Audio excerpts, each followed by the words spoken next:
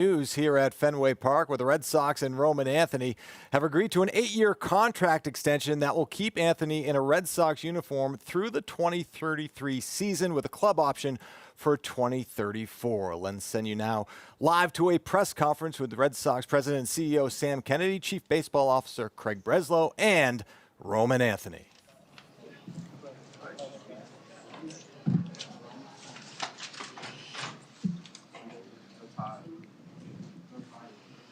Good afternoon, everyone. Thank you for joining us at Fenway Park. Today, the Boston Red Sox signed outfielder Roman Anthony to an 8-year contract extension spanning the 2026 through 2033 seasons with a club option for 2034. Roman is here to take your questions, along with Red Sox President and CEO Sam Kennedy and Chief Baseball Officer Craig Breslow. Welcome, everyone. Before we get to your questions, I'd like to turn it over to Sam Kennedy for opening remarks. Abby, thanks a lot. Thanks, everybody, for gathering on short notice. You know it's going to be a big day at Fenway when Brez shows up wearing a bright pink sports coat. Apologies for being a little underdressed here. I want to thank, first and foremost, the Anthony family. Tony and Lori, congratulations. Amazing moment for you guys. Thanks for raising such a special young man, an incredible baseball player. Leah, thanks for joining us today. And to Anthony Jr., congratulations.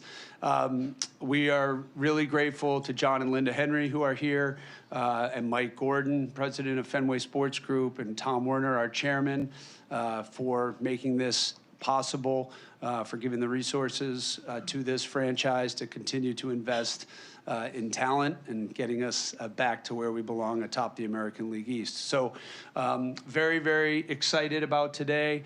Roman, congratulations, and I'll turn it over to Brez. Sure, thanks, Sam. Today is a great day for the Boston Red Sox, and our hope is that it's a great day for the Anthonys.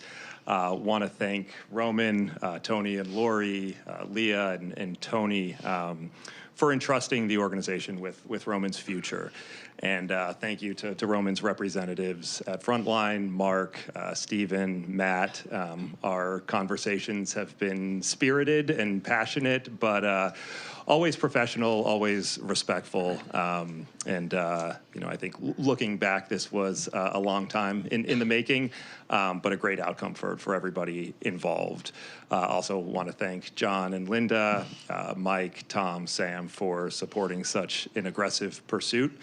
I think the baseball industry has long known how talented Roman is as a baseball player, right? This is a guy who was the #1 prospect in the sport. We've seen the impact that he's had on our major league team in just over 150 at-bats. But I think those who know Roman best have come to really respect and appreciate the maturity, the even-keeled nature, the teammate and person that he is. And so when we think about the future of this organization, there's no question that it got brighter today. So congratulations to you, Roman, and thank you to you, and thank you to your family. And I know we've got something for Lori and Leah.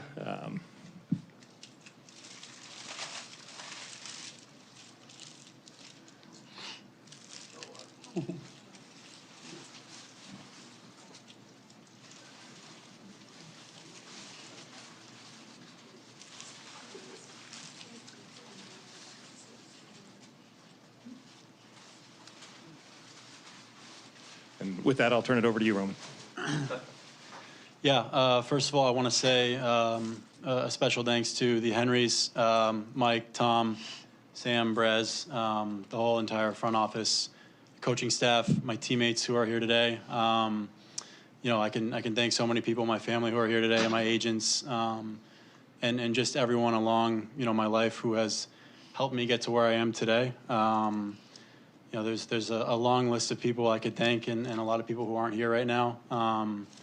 As we know, in this game, it takes a team, and it took a team to get this done. And I couldn't think of a better city to play in for the next 8 to 9 years of my life. And I'm super excited. I want to thank all the fans who show up every day and continue to support us regardless of the outcome. It's truly just a special place to play and a special place to show up every single day. So I couldn't be more excited for this, and couldn't be more thankful for everyone in this room and everyone who's helped me get here today. We'll now open it for questions. We'll start with questions for Roman. Once the questions for Roman have ended, they'll do a brief photo op, and then we'll continue with questions for Sam and Craig. Roman, when did this start coming together? Yeah, it was something that was quick. This process was quick. You know, they sent the offer over, and for me as a player and as a person, and you know, with my family and agency, you know, this is a place that I want to be. There was no doubt about it. I came up through this org with you know, so many of these people in this room and people who aren't in this room who helped me get here. And so when the offer came through, it was something that I wanted to move quick on, and there was no doubt that this is where I wanted to play baseball for a long time. You had talked with them in spring training. What was different about the conversations now? Both, I guess, you know, in terms of where, you know, how much did your performance change what the offer was, and how much did the experience playing in Boston change your, you know, change your outlook on what it would mean to be here for a long time? Yeah, I think for me, you know, back in the spring, I hadn't had any experience playing here yet. Didn't really know what to expect yet, and so for me, it was just more of wanting to be here and getting a feel for the everyday lifestyle here. But at the same time, knowing that again, I came up through this org and always wanted to be here, and always knew how great this city was and how passionate the city was. And then, you know, when I got to experience it, and like Braz mentioned, you know, only being 150 at bats in, you know, I can tell this is where I want to be, and there's no doubt. Roman, there are a number of escalators in this deal that will enhance the value based on how well you perform. How much of that was you being driven to kind of bet on yourself and your future performance? Yeah, you know, for me as a player and as a competitor, I believe in myself every single day, and you know, I don't know what the future holds, but I believe that, you know, I will be the best version of myself every single day. So for me, like I said, it was a deal that was obviously more than enough for me and for my family, and in a place that I want to be, and those escalators just give me a chance to continue to grind every day and help this team win and be the best version of myself that I can be each and every day. There are quite a few of you guys under contract through 2030 and beyond. When you think about that core, what do you envision the group accomplishing in your time together? Yeah, it's a special group. You know, I try not to look too far into the future, but and we're having a lot of fun playing good baseball right now. So just trying to stay present as best as possible. But it's super exciting when you talk about how young we are and the mix that we have of the great veteran guys that we have. So there's a lot to be excited about, and I'm excited. And knowing that in this process was a big reason as to why, you know, I wanted to stay here and be with those guys and grow with those guys. So it's super exciting. You've become such a key piece of this team so quickly. It's only been not even 2 months. Have you been surprised with how seamlessly that this has kind of taken off for you in the early part of your career? No, I mean, it's hard to say I was surprised. Like I said, I believe in myself in every way, but I think I got to give credit to the staff that we have here, the people we have here, my teammates. They made this process so much easier, and they make my life a whole lot easier coming to the field every day and you know, hanging out with these guys and just having fun and looking forward to come to the field every day. It makes my life a whole lot easier, and it makes, you know, taking the field a whole lot easier when I'm taking it with guys who I just consider my best friends. Roman, they invested in you, but you also invested in them. Based on your time in the organization, you know, what made you feel like that was the right move for you? Yeah, I think just going back to when I was an 18-year-old kid who was freshly drafted and going through that process in high school, you know, meeting so many great individuals who still have a, you know, great impact on my life today, and so many of my teammates and guys that I came up with.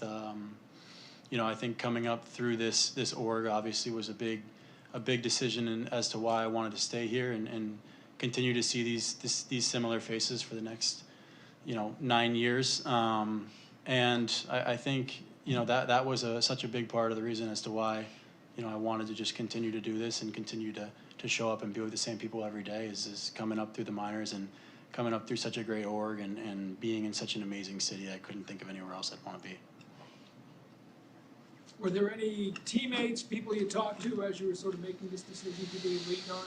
I kept it pretty private. Again, we're playing such great baseball. I didn't want to be a distraction to anyone. I didn't want to put it on anyone else's plate. But again, I knew that this is where I wanted to be, and I'm having a blast, and I just wanted to continue that, like I said, without being a distraction. And then, when they all found out, everyone was super happy. So it was awesome. Was it hard to keep it private, and you guys are so close, and to compartmentalize too with your own game, kind of trying to focus on what you're doing? Yeah, I think for me it was always the main goal remained the same every single day. It was just show up and hope this team win, and everything else will take care of itself. So yeah, for me it was just about winning was first, and showing up and being there for my teammates every day, and giving all I got every day was the main priority. And I was blessed to get this opportunity along with it. Aside from the idea that you get to continue playing in Boston, which you've made clear you value, how much do you value the idea of just not having to think about the financial component of the game for the rest of the decade and more? Yeah, it's definitely a great feeling. It's definitely some weight off your shoulders. But again, for me, that I wasn't too worried about it. For me, the main goal was to just show up every day and be the best version of myself and get better each and every day, and try to help this team win. And I think by doing that took care of everything else. And obviously now that this is done, it's even more so a reason to just go out and be the best version of myself and win baseball games. In these early career deals and the kind of thinking and math that goes behind them, the guarantee up front versus maybe sacrificing some potential earning power once you would have reached free agency. How did you kind of balance those and ultimately come to make the decision of, yes, this is the deal you want? Yeah, I wanted to be here. It was simple as that. I wanted to be in Boston. Winning in Boston is different, and I haven't won anything yet. But for me, over these last 2 months, the baseball we're playing, the fans, the way they show up every night, it's amazing.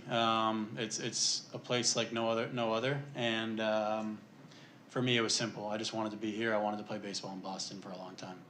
You had expressed after your call-up that you were hoping to keep the focus on baseball. So what went into the decision to engage in discussions now rather than in the offseason? Kind of just piggybacking off that last answer, just wanting to be here and knowing what I know now, and with 2 months of experience under my belt, and living in Boston, and being in this city, and the way that these fans are so connected to us as a team, and being with my teammates and this staff, and the front office down to everyone that shows up here every day. It's a special place, and it was a pretty simple decision for me. I wanted to be here.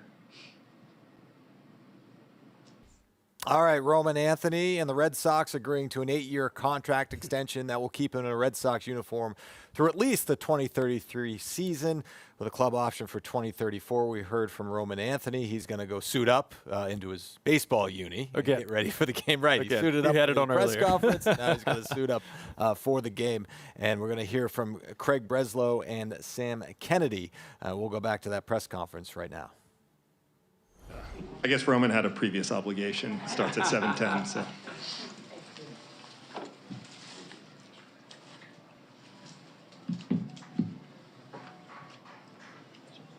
Slide over so nothing's missing. Thank you. Of course. Sorry, one moment.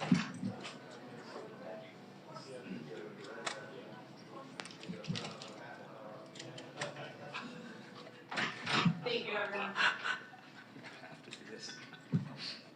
Right, from your end, how Roman talked obviously about the spring training conversations, but then just re-engaging, and how did that all come together? I'm assuming around the trade deadline or right after, and how did that kind of come together on your end? Yeah, the balance that we needed to strike was trying to aggressively, extend Roman, recognizing how important he is to our 2025 team and also our future, with not presenting or creating a distraction when this team is playing so well and Roman is playing such a critical part of it.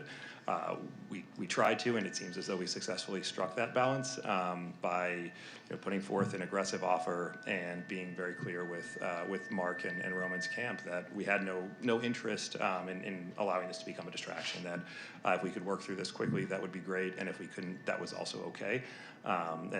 Fortunately, Roman, he spoke for 5 or 10 minutes about how the experience of playing in Boston, the fan base, winning here, how important those things were, and so this came together very, very quickly.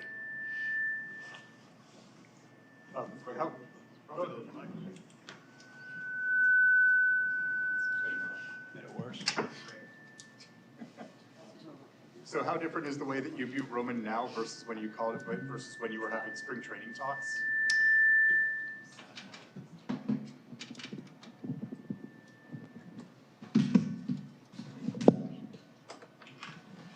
Or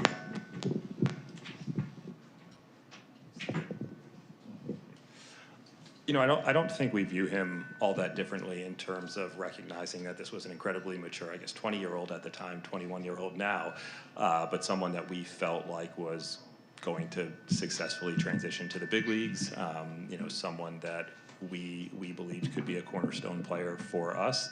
The path to regular playing time wasn't super clear, but this was always someone, for whom we had really, really high expectations. I don't think 150 at-bats changes that a ton. Perhaps it gives us a little bit more confidence just seeing how someone acclimates at this level, but we had all the confidence in the world just seeing how Roman had worked his way through the system, the presence and interactions that he had in spring training, the way that he performed in his first major league spring training, to know that, or to believe that there was a long and successful career ahead of him. Greg, this is an unusual time of the calendar to get a deal like this done. Most of these get done in spring training or maybe the first few weeks, as you did with Christian and Garrett. Why re-engage at this time of the year? Sure. I think the clearest way to answer that is that it was the responsible decision, in my view. We had someone who was very outspoken about wanting to be here and how much they enjoyed the city of Boston, the fan base, the opportunity to put on a Red Sox uniform every day. And from our end in baseball operations and inclusive of ownership, this was someone that we were willing to invest in.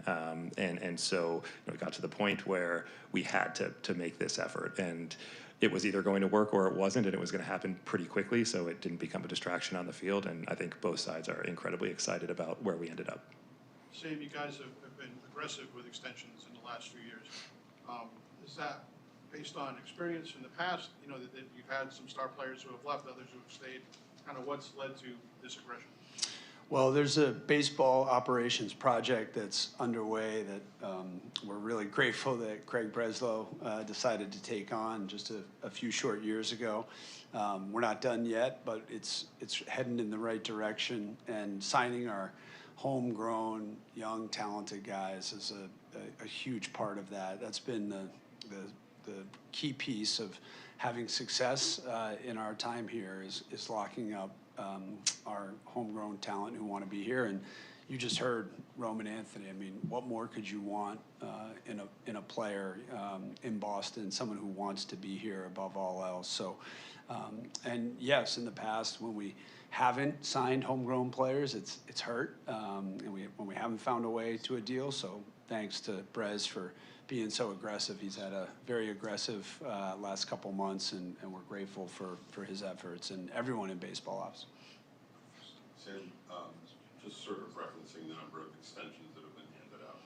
You went through a period where there was a ton of roster churn here, where players stayed for a year as you were building and then moved on, and there wasn't a lot for fans to maybe identify with year to year. Now you've got that nucleus of 5 or 6 guys extended for 6, 7, 8 years or longer.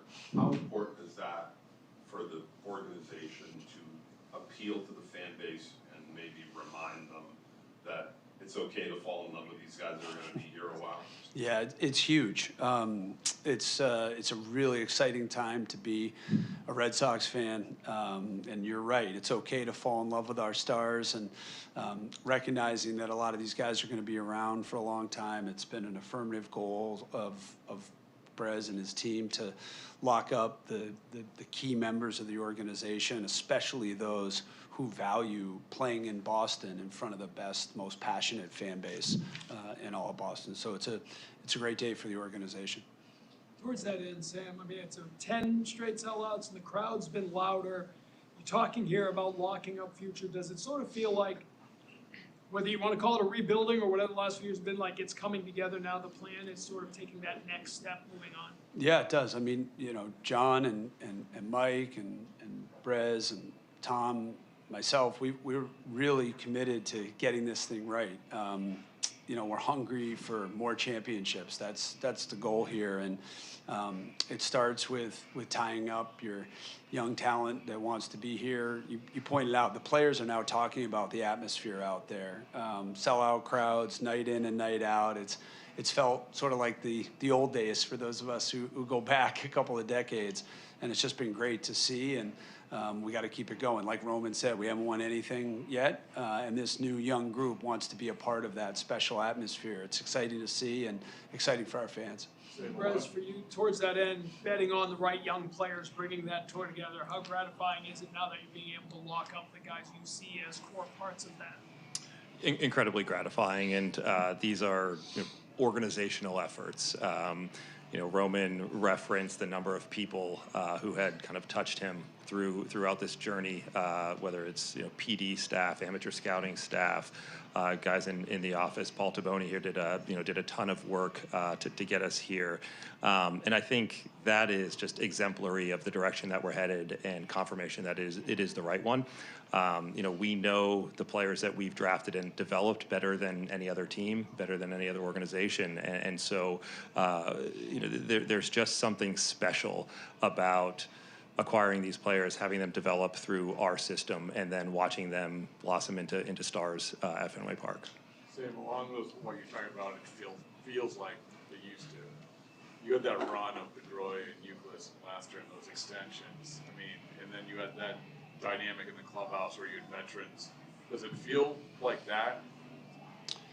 I asked Alex Cora the other day, how it was going, and his answer was like, just like this, like, don't know how to describe it, but just it's casual like this, and that's pretty cool. This sport is so hard. We've watched so much baseball the last 2.5 decades. It's a really, really hard game, and you have to have the right group, but you also have to have the right chemistry and vibe and energy in that clubhouse and on that field and in the stands. So that's what we're shooting for, and it's exciting to see it back these last couple of weeks. So respecting that, like, your assessment of Roman hasn't changed in these 150 at-bats, how would you describe the impact that he's made as a 21-year-old at the start of his career? Like, do you step back to kind of give context to what's happening there? Well, I think it's special. I think it's remarkable, and I'm not sure that there's a metric that we should look at uniquely and believe that it perfectly captures the impact that he's had. We can look at his contribution, whether that's WAR or any of those. We could look at our team record, but I think that we've talked a lot over the last couple of months about this athletic, dynamic team that we're looking to build, and Roman suits that perfectly. And if you look at the success that the team has enjoyed, that kind of lines up almost perfectly with his debut. I think you start to see a clearer picture of the impact that he's had. Right, the younger guys and homegrown guys that you extended here, most of them are on the ascent. But Christian has struggled to the point where he got optioned and is trying to work his way back. Did that serve as any sort of cautionary tale when you're thinking about making another commitment, in fact, the biggest of the ones that you've made to date? I think we try to learn from every decision that we make, and that includes Christian's. We still are incredibly confident in the contribution that he's going to make to this organization over the next 9 or 10 years, and I think we can start to see him getting back into the form that we recognize and had come to appreciate over the last 2 or 3 weeks or so in Worcester. So still very, very confident in what he's going to bring to this team, and the way that we make decisions is pretty consistent. And we look at the information that we have, and that includes certainly performance and projections and those things. But we also look at the people who know these players best, because at the end of the day, we're making bets on people. And Roman and Christian and Brian and Sedan and Garrett, and those are people that we're willing to bet on. Craig, you after the trade deadline talked about, that's a very busy stretch, and you catch your breath that night, and then as soon as you come back on Friday, there's more work to be done. How quickly after that, if it was indeed after the deadline, did you start engaging with Roman and his people about this? What I've learned is to never say that I will have a chance to catch my breath. I think in the office, a lot of people have been working tirelessly for a really long time, and I think we don't ever truly have a chance to catch our breath. I think what we do is just shift priorities from one thing to another. So, I guess the kind of the beauty of the trade deadline is that it is a true rigid deadline, and once it passes, we can comfortably shift our priorities to other things, and wanted to kind of strike up these conversations immediately. The Rafael Devers trade kind of opened up some financial flexibility for the team. How much did that factor into aggressively wanting to find opportunities to lock players up long term, and with that extra reinvest that money, I guess, basically? Sure. I think we have to look at the interactions of decisions, but we also try to make the best discrete decisions that we can. And so I think these things were largely independent.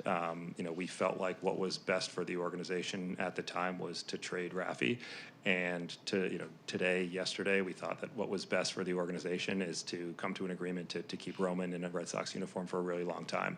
And I think if we continue to take that approach and make the best decisions with each kind of situation that's in front of us, then ultimately we're going to look back and realize that we've stacked good decision on top of good decision and put the team in a great position to win games. Craig, just understanding this all came together quickly. Was there a point within the last day or two when you thought, okay, this is actually going to happen? Negotiations are so unpredictable that there was a time in the last 24 hours where I thought this has a real chance of getting done, and there were multiple times in the last 24 hours where I was pretty confident that it wasn't going to. I think I keep going back to what Roman said about, it took a month and a half or 2 months for him to realize that this is the place that he wanted to commit to. The fan base, the stadium, the history, the organization, the people were people that he wanted to be connected to. And when that is the case, there's always a chance for a deal, so long as both sides, view this as fair. Why was 8 years the right term? I think it just it allowed everyone to kind of achieve what they were hoping to. And there's a give and take here, and players obviously look at the controlled years, and they look at the the possibility of entering free agency, and we're looking for what makes sense on our end. And you have to make years and dollars line up, and we were able to do that at 8. How much were you mindful of how much did potential Rookie of the Year voting weigh into how you made sense of these negotiations?